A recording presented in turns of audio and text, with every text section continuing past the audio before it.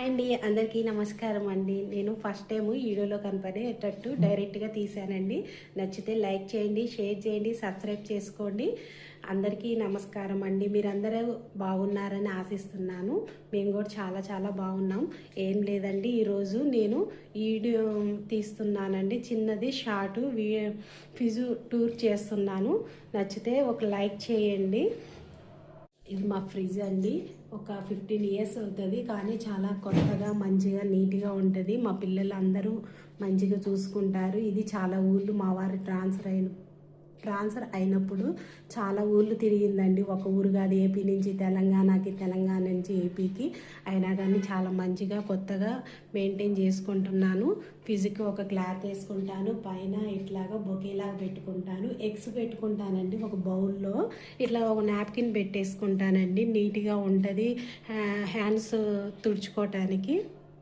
అన్నీ కూరగాయలు అన్నీ తీసుకొచ్చారండి మా వారు. అన్నీ సర్దేసుకుంటానండి, చాలా నీట్గా పెట్టేసుకుంటాను. అందరూ పెట్టుకుంటారు, కాకపోతే నేను పెట్టుకునేది మీకు చూపిస్తున్నాను.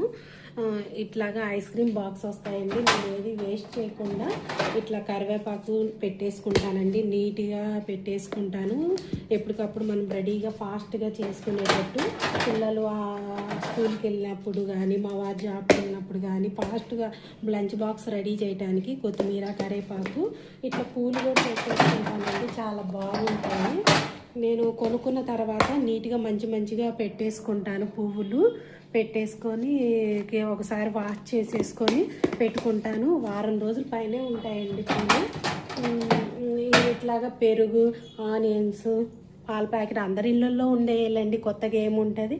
ఇట్లా దోశ పిండి అవన్నీ ఇట్లా కూరగాయలు కవర్లో పెట్టేసుకొని నీట్గా పెట్టేసుకుంటానండి. ఇట్లాగా డ్రై ఫ్రూట్స్, జీడిపప్పు, కాజు అవన్నీ నేను కొబ్బరి పౌడర్ చేసుకుంటానండి. అల్లం కూడా ఫ్రిడ్జ్లో పెట్టేసుకుంటానండి, కవర్లో పెట్టేసుకొని. అందరు ఫ్రిడ్జ్లో పెట్టుకోకూడదు, విడిగా పెట్టుకోవాలంటారు. నేను విడిగా పెట్టుకుంటాను, ఫ్రిడ్జ్లో కూడా పెట్టుకుంటానండి.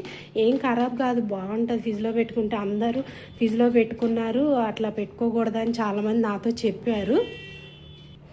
చాలామంది చెప్పారు, అయినా ఏం అవసరం లేదండి, నీట్గా పెట్టుకోవచ్చు. సాస్ అవన్నీ ఇట్లాగా పైన కూడా నేను ఇట్లా పెట్టేసుకుంటానండి. అన్నీ ఏం పెట్టుకోను. అలసందలు తొందరగా పురుగు పడతాయి, బొంబాయి రవ్వ, గోధుమ రవ్వ ఇట్లా కవర్లో పెట్టుకుంటానండి. బాక్స్లో పెట్టుకుంటే పేస్ సరిపోదు కదా, పురుగు పట్టే ఇట్లా పెట్టుకుంటాను. అస్సలు పురుగే పట్టదండి. ఇట్లా మెయింటైన్ చేసుకొని నీట్గా ఉదయాన్నే క్లీన్